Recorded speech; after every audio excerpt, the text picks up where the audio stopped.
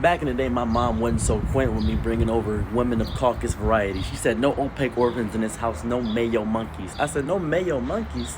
Well, I'm sorry about that. No colonizers with a hard R? And she said, no colonizers with a hard R. I said, all right, fine. Understandable. Because I had been bringing over this one girl over and over again. She would always look at her with a scowl and a little bit of a menace. And I said, Mother, what's wrong? She said, I don't like her in my household. She getting her smell over everything. I said, smell? They have a smell? She was a little bit racially motivated back in the day. So I said, understandable. And I was younger, so I didn't understand what the issue was about me bringing her. Maybe it was just the fact that I was bringing a girl. So I said, okay, understandable. I want to clap cheeks. So naturally, I'm going to have to bring something different. So instead of a white girl, I brought a black boy.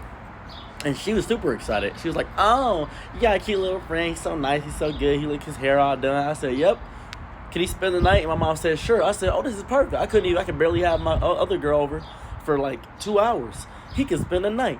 So we going upstairs playing Smash Bros. We about to Smash Bros. Things about to go crazy. And she starts hearing noises. She's like, huh? What's that noise? What's happening? Hearing the whole earth shake, magnitude 8. And she said, oh, honey, no, you can't do that. I said, do what? And I'm already like knee deep guts inside of this man's. I'm going Gipplegomp. I'm going Shormply Gormpy, going Maisie mode. And she said, you can't.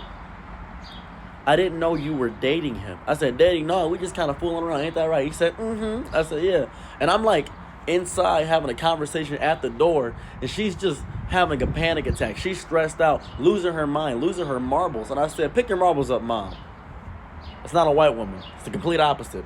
It should be way better. And she said, I don't know. You don't know? I said, what's wrong? And she said, are you gay? I said, gay? I don't know about gay, but you know what I'm saying, I'm something. I'm something. I'm a whole sexual. Whole sexual. She's confused with that term, man. I said, yeah, if it got a hole, I'm there for it. You know what I'm saying? I'm like Shia LaBeouf. Holes. I'm here for it. You know what I'm saying? I'm an excavator. I like digging things up. I like digging. I'm digging in him right now. I'm digging in him, King. I'm going crazy. And by all means, she said, I'll ask your dad about it. My dad, I got my pants all up. I go to my dad. My dad said, were you on top or bottom? I said, top. He said, you fine. Walked away. Didn't even deal with it. He said, as long as you ain't getting done to you good. I said, oh, cool. We're good. We're in the clear. We're all great. We're gravy. We're mashed potatoes and gravy. Everything's fine.